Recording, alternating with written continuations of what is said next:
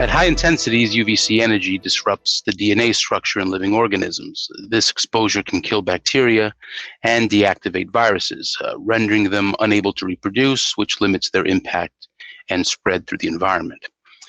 While most common UV discharge lamps emit UV energy at 254 nanometers, many UV sources emit UVC with shorter wavelengths, which can result in ozone generation.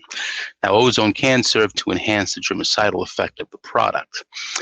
The effectiveness of UVC product as a sanitizer really depends on the product producing a high enough exposure dose on the target area or the surface being sanitized. This dosage, which is a function of UV source strength, proximity, and exposure time, will vary by microorganism and target surface properties. While UV can be an effective sanitizer, its use also carries some risks.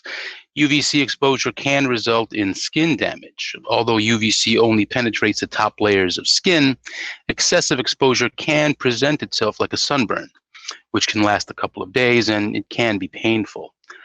UVC exposure to the eyes is more problematic. With our eyes open, we do not have the same protection that our skin provides to other parts of the body. A natural protective measure for our eyes is called aversion, which is the human impulse to blink, squint, or look away from a bright light source. Unfortunately, UVC light does not trigger an aversion response.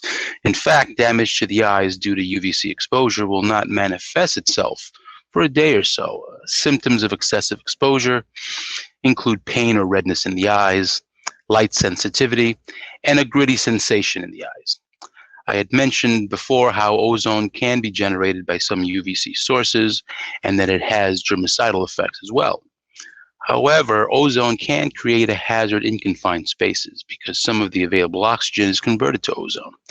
When inhaled in large enough concentrations, ozone can damage the lungs and worsen underlying respiratory conditions. At this point, I would like to discuss a current trend in consumer-oriented devices that is concerning. If you were to type in UV germicidal devices or UV germicidal lamps into your web browser, you will probably be directed to any number of online retailers where consumer-oriented germicidal devices that do not contain the UV source within the product enclosure are available for sale. Some of these even advertise the benefits of sterilizing against COVID-19 using UVC.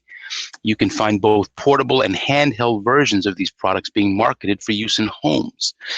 Now, since these devices do not contain the UVC source within the product enclosure, the exposure dose to people can be far above the acceptable levels specified in national and international standards. Notwithstanding some of the marketing claims you see on this slide, these products have a high potential for misuse and personal injury risk. In some cases, the only safeguards are the markings on the product and in the instruction manual. This approach of these two product types, the portable and the handheld, can put an untenable level of responsibility on consumers. A home or dwelling is not a controlled environment, and consumers are not skilled or trained personnel. We cannot assume that a consumer will follow these instructions and always operate these products in a safe manner.